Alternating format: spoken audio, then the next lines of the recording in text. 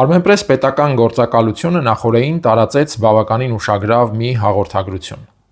Armenpress-ը հարցում է արել Միացյալ Նահանգների պետդեպարտամենտ կապված Թրամփի ուղու հետ։ Պետդեպարտամենտի խոսնակն էլ պատասխանել է, որ Թրամփի ուղին շարունակում է նահանգների համար լինել առաջնահերթություն։ Նկատենք, որ այս գնահատականը փաստորեն հակասության մեջ է Նիկոլ Փաշինյանի այն գնահատականի հետ, որ բարձրաձայնեց օրեր առաջ, թե իրանյան պատերազմի բերումով Միացյալ Նահանգների համար Թրամփի ուղին դադարում է լինել առաջնահերթություն։ Բայց այստեղ ուշադրության արժանին իհարկե այս հակասությունը չէ։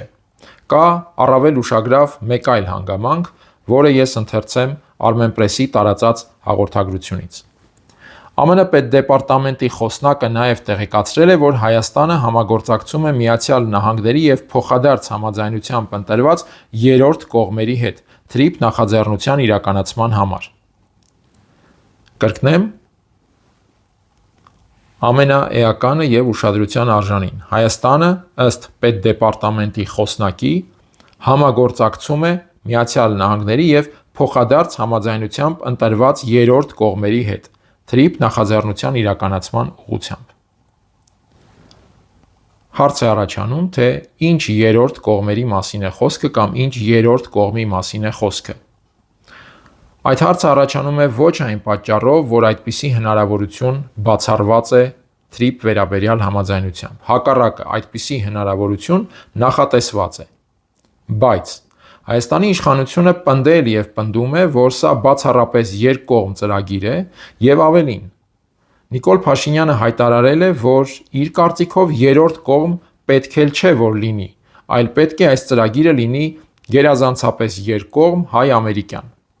Իհարկե այդ դեպքում հարց է առաջանում, թե ինչու է ներառվել համաձայնագրում կամ դրա վերաբերյալ հռչակագրում երրորդ կողմի փոխադարձ համաձայնությամբ ներգրավման հնարավորությունը։ Սա նշանակում է, որ այդ հնարավորությունը ներառվել է Միացյալ Նահանգների ակնկալիքով։ Սա էլ նշանակում է, որ Միացյալ Նահանգներն են գլխավոր շահառուն երրորդ կողմերի կամ կողմի ներգրավման հարցում։ Որովհետև միամիտ է պատկերացնել, որ նահանգները ունեն այդպիսի շահառություն, իսկ Երևանը դիմադրում է դրան, եթե Վաշինգտոնը իսկապես ունենա այդ շահառությունը կյանքի կոչելու նպատակ կամ ծրագիր։ Հնարավոր է իհարկե, որ Հայաստանը բացառապես երկկողմ ծրագրի մասին հայտարարություններ անում է ընդամենը ներքին քարոզչական էֆեկտի համար, իսկ գործնականում իսկապես դիտարկում է երրորդ կողմերի ներգրավման հնարավորություն։ Բոլոր դեպքերում արձանագրենք փաստը, որը ընդհուպ կարելի է համարել սենսացիոն, որովհետև Միացյալ Նահանգների պետդեպարտամենտի խոսնակը հայտարարում է, ասում է հայկական պետական լրատվական գործակալության հարցմանը ի պատասխան, որ Հայաստանը համագործակցում է Թրամփի ուղու կառուցման ուղղությամբ, համագործակցում է ոչ միայն Միացյալ Նահանգների, այլ նաև փոխադարձ համաձայնությամբ ընտրված երրորդ կողմերի հետ։ Այս մասին Հայաստանի Հանրությունը փաստորեն տեղեկանում է Միացյալ Նահանգների պետդեպարտամենտի խոսնակի միջոցով։ Այս հայտարարությունը ուշադրության է արժանի ոչ միայն ինքնին։ Շատ ուշագրավ է, որ այստեղ կա ժամանակային հետաքրքիր զուգահեռ։ Նախորդին Հայաստանում ընդունել են Ղազախստանի արտաքին գործերի նախարարին և տրանսպորտի նախարարին։ Նրանց հետ քննարկվել են հայ-ղազախական հարաբերության հարցեր, բայց նաև ռեգիոնալ նշանակության, այդ թվում Թրամփի ուղուն վերաբերող հարցեր, իսկ Հայաստանի տարածքային կառավարման նախարարը նաև հայտնել է, որ Ղազախստանի տրանսպորտի նախարարի հետ քննարկվել են երկաթուղային հարցեր։ Ինչ երկաթուղային հարցեր մանրամասնված չէ, բայց եթե դիտարկենք օրեր առաջ Նիկոլ Փաշինյանի հայտարարությունը, որ Ղազախստանը կարող է լինել Հայաստանի երկաթուղու հավատարմագրային կառավարման իրավունքը Ռուսաստանից վերցնող սուբյեկտ, որը կարող է ընդունելի լինել նաև Մոսկվայի համար, ապա այստեղ արդեն Ղազախստանից հյուրերի հանգամանքը և երկաթուղային հարցերի քննարկումը դառնում է ուշագրավ, հատկապես առավել ևս Միացյալ Նահանգների պետդեպարտամենտի խոսնակի այս արձանագրման ֆոնին։ Իհարկե Ռուսաստանը ապրիլ 1-յան հանդիպումից հետո փոխվարչապետ Օվերչուկի շուրթերով շատ հանգամանալից անդրադարձել էր երկաթուղու հարցին և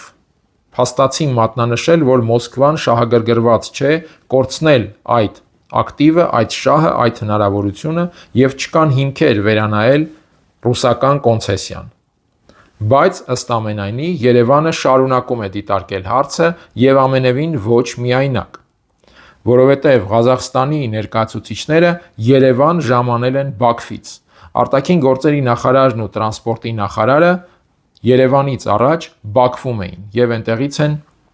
ժամանել Հայաստանի մայրաքաղաք։ Հետևաբար կասկած չկա, որ Բաքվում եւս քննարկվել են այս ամենին վերաբերող հարցեր։ Ըստ այդմ, եթե համադրում ենք պատկերը, ապա ստացվում է, որ գործնականում կա քննարկում Ղազախստանի ներկայության կամ ներգրավվածության վերաբերյալ։ Այս քննարկումը ի հեճուկս Ռուսաստանի դիրքորոշման է, թե Ռուսաստանն իր դիրքորոշումն արտահայտում է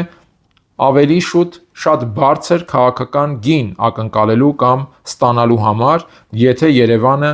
փորձի իսկապես առաջ մղել այս հարցը կամ ընդհանրապես եթե հարցը դիտարկվի ավելի գլոբալ համատեքստում։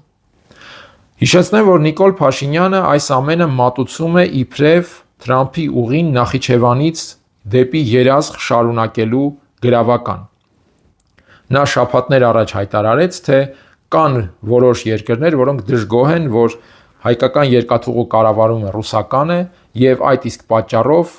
լավ կլինի, եթե ռուսները վաճառեն կառավարման իրավունքը որևէ մի այլ երկրի, որը բարեկամ է թե Ռուսաստանին, թե Հայաստանին։ Բայց Նիկոլ Փաշինյանի այս հայտարարությունն էլ, թե մոտիվը Նախիջևանից երազղ անցումն է, մեղմ ասած կասկածելի է, որովհետև Փաշինյանի խոսքից ընդամենը 2-3 օր անց Մյունխենի անվտանգության համաժողովում Իլհամ Ալիևը շատ հստակ հայտարարեց, որ Թրամփի ուղին նախատեսված էլ չէ դեպի երազղ շարունակելու համար, այլ Նախիջևանից դեպի Թուրքիա։ Ալիևը նույնիսկ հեգնական տոնով պատասխանելով հայաստանցի փորձագետի հարցին նշել էր, թե հայկական խաչմերուկի այդ հայաստանյան գաղափարը կուզեք Բայդենից, եթե Բայդենը վերադառնա իշխանության, դա Բայդենի ժամանակ գաղափար էր, իսկ Թրամփի ժամանակ համաձայնեցվել է Թրամփի ուղին, որը չի ենթադրում խաչմերուկ, այլ Նախիջևանից դեպի Թուրքիա անցում։ Նաև հիշեցնեմ, որ թուրքերը սկսել են կառուցել Իգդիր-Կարս երկաթուղի, որը կապվելու է Նախիջևանի հետ, որը բավականին թանկ ծրագիր է եւ կրկնեմ սկսել են իրականացնել։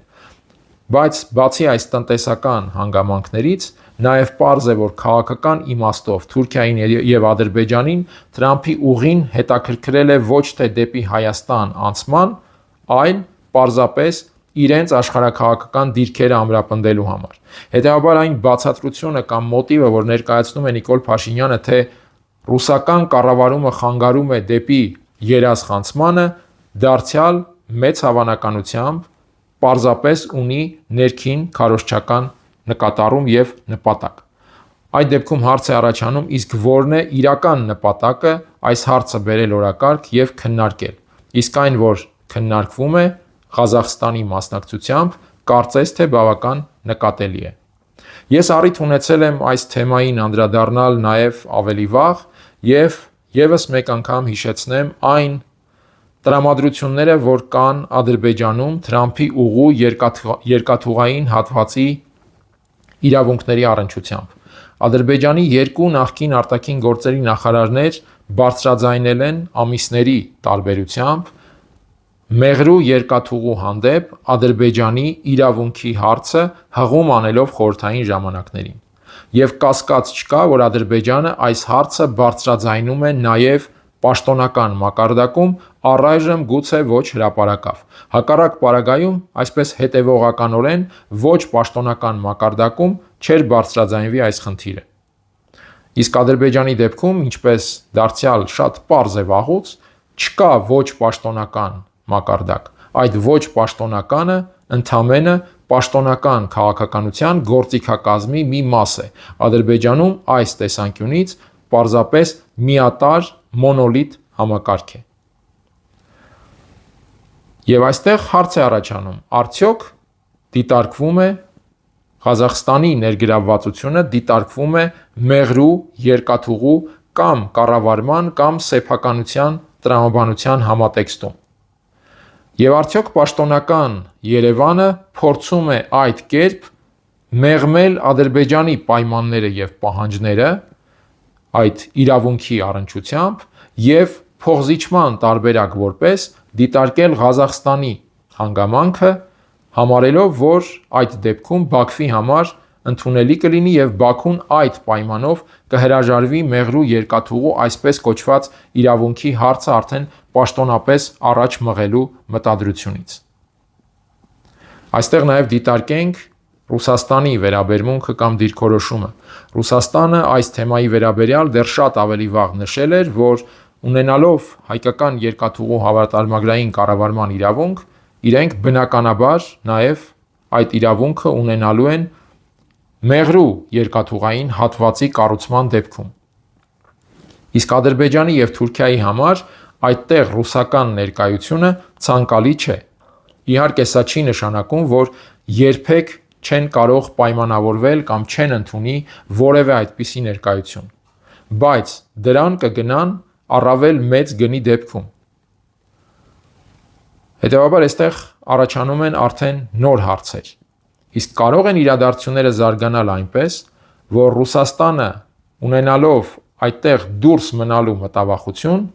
կարող է գնալ Ադրբեջանին եւ Թուրքիային նոր առաջարկներ անելու տրամաբանությամբ։ Իսկ Ռուսաստանը կարծես թե բավականին հստակ զգուշացնում է Հայաստանին, որ իր դուրս մնալը այդ ծրագրից, այդ գոտուց հղի է անվտանգության սպառնալիքներով։ Այդ մասին շատ բարձ, շատ թափանցիկ խոսել էր փոխվարչապետ Օվերչուկը 10-ին տված իր հարցազրույցում, մատնանշելով, որ Թրամփի ուղու ծրագիրը փաստացի խախտում է այդտեղ երկդարյա ռեգիոնալ բալանսը, որ հաստատվել է ռուս-պարսկական Թուրքմենչայի պայմանագրով, Արաքս գետի սահմանով, այլ կերպ ասած, ռուս-իրանական աշխարհաքաղաքական սահմանով։ Ահա այդ բալանսը խախտվել է Թրամփի ուղով եւ չի լինի ռեգիոնալ անվտանգություն, քանի դեռ խախտված կլինի այդ բալանսը։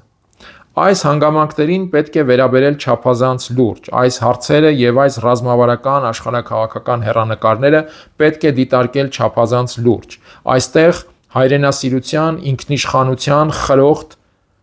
խրախճանքի տեղ չէ։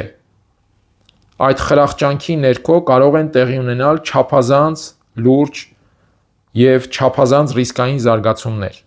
Հետևաբար Հայաստանից այստեղ պահանջվում է ոչ թե հնարամիտ կամ ինչպես ժողովուրդը կասեր շուստրի կառավարման հմտություն, այլ հակառակը կոմպետենտ եւ խորագետ կառավարման հմտություն։ Անկախ Օվերչուկի որևէ խոսքից, ամենապարզ տրամաբանության, ամենապարզ մտորումի պարագայում անգամ հստակ է, եթե չկա բալանսավորվածություն հիմնական շահառուների, հետաքրքրությունների եւ շահերի միջև, ապա չի կարող լինել անվտանգություն։ Եվ կա մեկ այլ կարևորագույն հանգամանք։ Այդ խոշոր շահառուները, բալանսի խոշոր, այսպես ասած, բաժնետերերը շատ ավելի մեծ մոտիվ եւ հավանականություն ունեն միմյանց հետ պայմանավորվածության գալու, քան Հայաստանի հետ պայմանավորվելու։ Սա եւս պետք է հաշվի առնել։ Կրկնեմ, խրոխտ խրախճանքի ոչ ժամանակն է, ոչ կա դրա հնարավորությունը։ Հետևաբար այստեղ պարզապես իշխանական քաղաքական խնդիրներ լուծելու նկատառումով ինչ որ հնարամիտ, ինչ որ հնարքային տրամաբանությամբ գործողությունները կարող են լինել ոչ միայն անպատեհ, այլ շատ վտանգավոր։ Իսկ գործողություններ, ինչպես տեսնում ենք, կան, եւ այդ գործողությունների մասին Հայաստանի հասարակությունը փաստորեն հերթական անգամ տեղեկանում է ոչ թե Հայաստանի քաղաքական ղեկավարությունից, այլ օրինակ Միացյալ Նահանգների պետքարտուղարության խոսնակից, որի խոսքերի հիման վրա մենք փորձում ենք նաև կռահել, թե ինչ է տեղի ունենում ռեգիոնալ զարգացումների համատեքստում տարբեր երկրների հետ շփումների առումով։